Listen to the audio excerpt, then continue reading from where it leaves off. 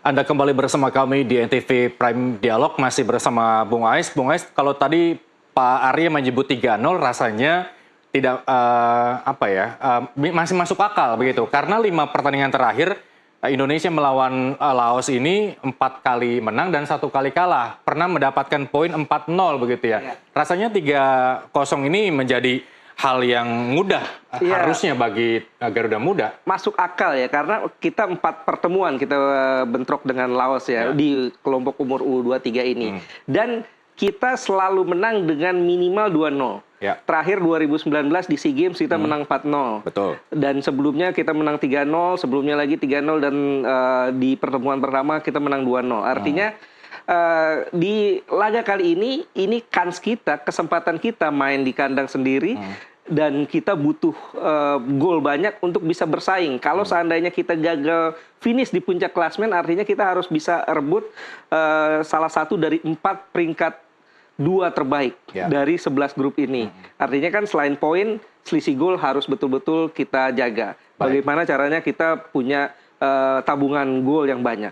Tapi jangan serta-merta kita punya sejarah yang menang 4 kali melawan Laos itu menjadi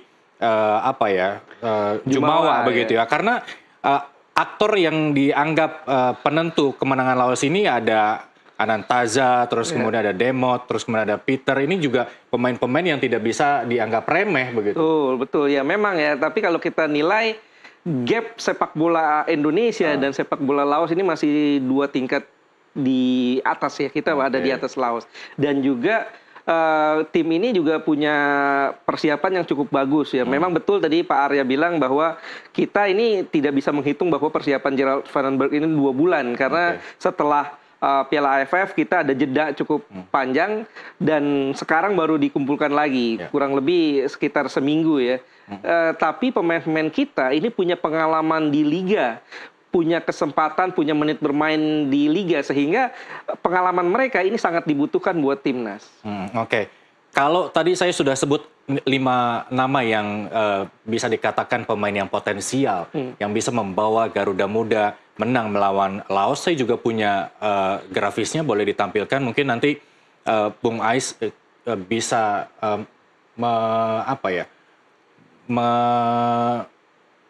memprediksi begitu ya, susunan pemain yang akan turun. Kita lihat susunan pemain. Ya, ini dengan strategi 4-3-3 begitu ya. Kalau Anda membaca ini, apa yang harus dikoreksi? Ya, ini 4-3-3 memang ini adalah formasi yang biasa dimainkan oleh Gerald Vandenberg selama Piala AFF kemarin.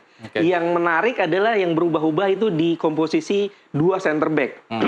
Di laga pertama di Piala AFF kemarin yang dimainkan Kadek Arel dan Muhammad Ferrari. Tapi di laga kedua dan laga berikutnya yang dimainkan Kadek Arel dan Kakang Rudianto ya. Sementara di kanan yang dimainkan itu kecenderungannya Buffon, Fahreji Buffon, dan di kiri Donitri.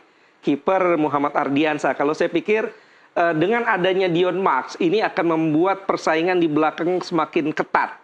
Nah, pertanyaannya apakah pelatih Gerald Vandenberg langsung percaya kepada Dion Max? Karena komposisi yang kemarin di belakang antara Muhammad Ferrari dan Kadek Arel ataupun Kadek Arel dan Kakang ini sudah bagus. Saya pikir Dion Max akan dipertimbangkan dulu apakah dia main sejak awal atau justru dia dimasukkan di babak kedua ya sebagai pelapis. Saya lebih cenderung percaya bahwa di posisi kiper Muhammad Ardiansa, sementara di 2 center back ini Kadek Arel dengan antara Ferrari ataupun Kakang. Sementara di kiri itu Donitri, di kanan Al-Hareji Buffon, dan di tengah ini komposisinya sudah baku ya. Ada Arkan Fikri, Tony Firmansyah, dan Robi Darwis. Ini saya sepakat karena ini gelandang terbaik yang dimiliki. Kalau tipikal Dion yang maunya menyerang begitu ya, dibutuhkan lawan dengan Laos begitu untuk mencetak gol, Bung Ais? Iya, sangat mungkin ya, karena yang dihadapi sekarang adalah lawan yang levelnya di bawah kita ya. Tapi tentu pelatih Gerald Vandenberg tidak terlalu ingin berjudi ya. Karena Dion Mark ini baru masuk, baru datang. Betul, baru datang, baru bergabung, sehingga belum tentu dia bisa langsung nyetel. Nah, tapi ya tentu pelatih yang lebih tahu ya, kalau seandainya di latihan Dion Mark langsung tampil bagus bersama Kadek Arel atau bersama Ferrari atau bersama Kakang, bukan tidak mungkin Dion Mark akan langsung dimainkan. Baik, ini kan kita namanya prediksi begitu ya. Terus kalau tadi Pare juga bilang Garuda Callingnya relatif singkat begitu ya. Bagaimana kemudian chemistry antar pemain menurut Anda? Ya, kalau saya lihat di Piala AFF kemarin itu sudah terbentuk ya. Dari fase grup, 3 pertandingan, kemudian dan lawan-lawannya tuh lumayan berat ya. Memang di laga pertama kita menghadapi lawan yang relatif lemah, Brunei. Di laga kedua naik sedikit Filipina, kita juga bisa menang. Di laga ketiga kita menghadapi Malaysia seri. Di laga semifinal kita menghadapi Thailand, dan di final kita kalah menghadapi Vietnam. Artinya persiapannya sudah cukup matang, dan dari situ sudah terlihat komposisi skuad, chemistry sudah mulai nyetel. Sekarang tinggal bagaimana pemain-pemain baru yang baru bergabung seperti Rafael Strijk, Dion Marks, Ananda Rehan ini bisa nyetel dengan cepat atau tidak. Ini PR-nya bagaimana seorang Gerald Vandenberg dan timnya ya membuat pemain-pemain yang baru datang ini ngeblend langsung dengan komposisi yang ada sebelumnya. Baik, dari 4 kemenangan Indonesia melawan Laos dari ajang SEA Games dan juga Asian Games, menurut Anda di tangan Gerald ini mampu mengulang kemenangan di bawah kepelatihan terdahulu? Iya, saya yakin menghadapi 2 pertandingan awal, baik itu Laos nanti malam, kemudian di tanggal 6 kita menghadapi Makau, kita masih menang. Dan potensi untuk bisa bikin gol atau pesta gol sangat tinggi. PR-nya adalah bagaimana menghadapi Korea Selatan. Karena bebannya berat loh seorang Gerald Vandenberg ini. Infonya Korsel versus Makau sudah kelar digelar dengan skor 5-0 untuk Korea Selatan. Ini nampaknya berat. Bagaimana kemudian nanti Indonesia melawan Korsel? Kansnya seperti apa? Iya, secara level Korsel masih ada di atas kita. Betul, di pertandingan terakhir, pertemuan terakhir kita menang lawan Korea Selatan di 32 besar di perempat final ya, perempat final Piala Asia 2024. Saat kita masih dipegang oleh Coach Sintayong, menang adu penalti. Tapi yang perlu jadi pertimbangan, tim yang dulu dipegang oleh Sintayong itu persiapannya panjang. Komposisi skuadnya, chemistry mereka antara pemain-pemainnya itu sudah kuat, dan banyak pemain-pemain langganan senior di sana. Marcelino Ferdinand, Witan Sulaiman, Hernando Kalau dari data Rafael juga 23 caps begitu, apakah itu juga tidak membuat jaminan bahwa Garuda Muda ini kuat? Betul ya, memang kalau kita lihat dari tim tahun lalu ini ada beberapa nama yang jebolan tahun lalu ya. Ada Rafael Strijk, kemudian Arkan Fikri juga saat itu dengan 19 caps ya main. Donitri juga saat itu ada, walaupun bukan jadi pemain inti ya di saat itu. Tapi kalau kita lihat chemistry-nya, kita tidak bisa membandingkan tim di era Sintayong dengan tim saat ini. Karena persiapannya beda. Di era Sintayong persiapannya lebih panjang, dan pemain-pemain yang dibawa saat itu adalah kebanyakan pemain-pemain yang sering bermain di level senior. Apakah Indonesia juga tidak patut optimis dengan persiapan yang relatif singkat ini? Terbukti bahwa Gerald mampu membawa Indonesia ke final di AFF kemarin begitu. Iya, ya kalau optimis kita tetap harus optimistis karena kita main di kandang sendiri.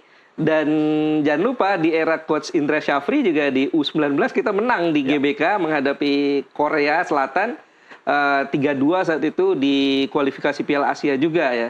Padahal saat itu orang pikir bahwa kita akan kena bantai, tapi ternyata kita bisa menang. Dan di laga kali ini, di episode kali ini saya yakin kita bisa mengimbangi. Bahkan bukan tidak mungkin kita bisa membuat kejutan. Baik. Kalau optimistis itu muncul nih saat ini, kita bisa menambah rasa optimis itu dengan selama 6 kali ikut kualifikasi Piala Asia begitu ya. Indonesia tercatat 2 kali menang melawan Timor Leste dan juga Turkmenistan di laga perdana. Terus kemudian 4 kali kalah dengan Australia, Malaysia, Thailand, dan Thailand begitu ya. Dengan kekalahan itu wajar Australia, mungkin Thailand berada di atas Garuda Muda begitu ya. Tapi dengan Timur Leste dan Turkmenistan dan hari ini Laos, itu artinya bahwa Indonesia optimis ya. Iya, ada peluang itu maksudnya. Iya, insya Allah kalau seperti yang saya katakan tadi, menghadapi Laos, menghadapi Makau, harga mati kemenangan. Nggak bisa ditawar-tawar lagi karena tim lawan kita levelnya di bawah kita ini. Walaupun kita tidak bisa terlalu sombong ya, tidak bisa terlalu takabur. Tetap kita harus respect kepada lawan, tidak boleh kasih kesempatan mereka berkembang, tetap menguasai ball possession dan menciptakan peluang sebanyak-banyaknya dan memaksimalkan peluang tersebut sebanyak-banyaknya menjadi gol. Jangan kasih kesempatan tim berkembang, tapi tetap kemenangan adalah harga mati. Karena Laos, kalau kita kehilangan poin lawan Laos, dan apalagi kehilangan poin lagi lawan Makau, ini tentu untuk bisa bersaing lolos berat. Agak berat ya. Baik, kita kembali lagi ke para pemain begitu ya. Saya punya grafis kita bisa tampilkan. Dari nama-nama yang tadi saya sudah sebutkan, 5 aktor yang digadang-gadang menjadi pemain yang potensial untuk bisa membawa Garuda Muda menang melawan Laos. Kita lihat. Iya. Nah, apa yang kemudian Bung Ais lihat dari pemain ini? Rafael Strike, dia aktor, ya salah satu aktor yang bikin Indonesia menang lawan Korea Selatan di tahun lalu. 2 gol dia cetak ke gawang Korea Selatan dengan sangat baik. Tapi faktanya di beberapa pertandingan terakhir performanya menurun. Bahkan bisa dibilang 1 tahun terakhir dia ini performnya menurun sekali ya, karena memang menit bermain dia di Melbourne City sebelumnya, di klub sebelumnya ini tidak dapat menit bermain yang banyak. Kemudian juga saat pindah ke Super League di klub Indonesia juga dia belum menunjukkan kualitasnya kembali. Oke, apakah itu hasil-hasil yang Bung Ais ucapkan membuat timnas senior tidak kembali memanggil Rafael? Saya pikir bukan karena Rafael tidak dipanggil ke senior, tapi ini adalah ada 2 kepentingan berbeda ya. Bahwa ada U23 dan ada senior. Dan senior kan ini uji coba nih.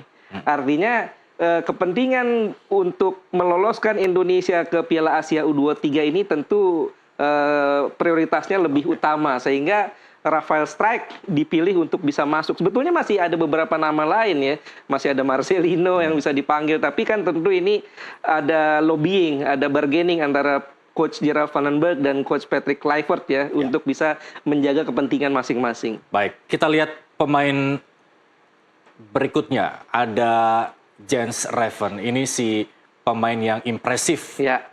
Yang mencetak 6 gol dan dinyatakan sebagai top skor. Betul, ini karakter striker murni ya, yang memang dibutuhkan oleh kita. Tapi memang levelnya ini kita belum bisa meningkatkan level Jens Raven ke level senior ya. Itu kenapa dia belum pernah dipanggil ke timnas senior. Tapi tetap Jens Raven adalah andalan utama untuk kelompok umur ya, untuk U23, dan terbukti dia yang menyelamatkan Indonesia dari kekalahan saat kita lawan Thailand ya. Gol dia di menit-menit akhir itu sangat berharga. Baik. Berikutnya ada pemain lagi yang digadang-gadang akan menjadi aktor, Dion Marks. Bagaimana Bung Ais menilai? Nah, ini Dion Marks, seorang center back, posturnya juga jangkung. Kemudian juga dia visi bermainnya adalah visi bermain ala-ala Belanda ya. Meskipun di divisi 2 ya. Meskipun di divisi 2, tapi tetap Belanda ya.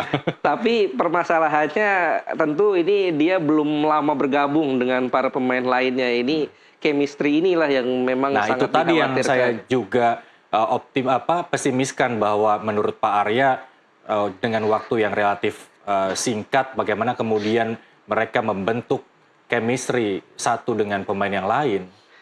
Iya, memang inilah yang jadi PR besar ya untuk seorang Gerald Van den Berg. Tapi saya pikir akan lebih aman jika Coach Gerald ini memainkan pemain-pemain yang sudah nyetel ya. Baik itu Kakang dengan Kadek Arel gitar nyetem ya, udah nyetem. Betul. Baik, berikutnya ada siapa di sana?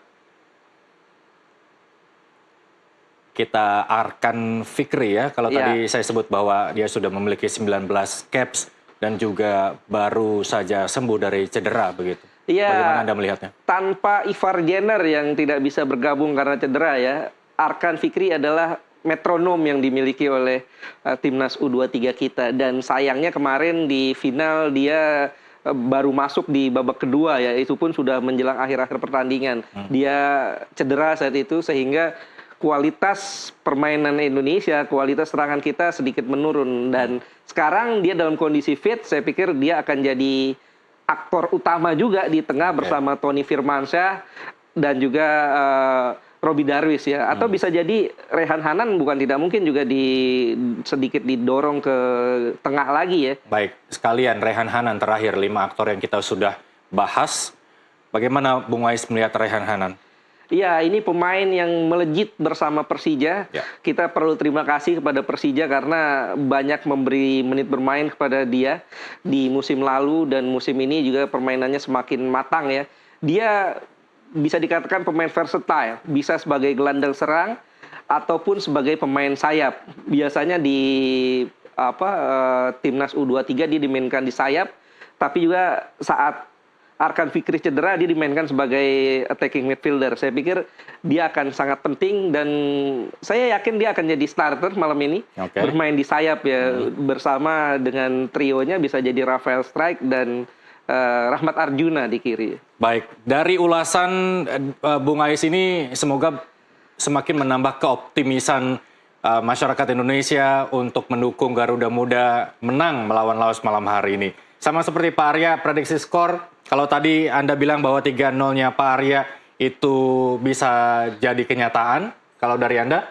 Saya justru lebih optimis, 4-0. 4-0, kembali mengulang pada SEA Games 2019. Baik, luar biasa. Terima kasih Bung Ais, waktu kita terbatas. Kita bertemu di lain kesempatan di laga-laga penting lain Indonesia melawan lawan-lawan yang di beberapa ajang. Baik, terima kasih Bung Ais, dan pemirsa NTV Prime Dialog harus saya akhiri. Kita kembali dengan NTV Prime Bulletin usai jeda berikut. Tetaplah bersama kami.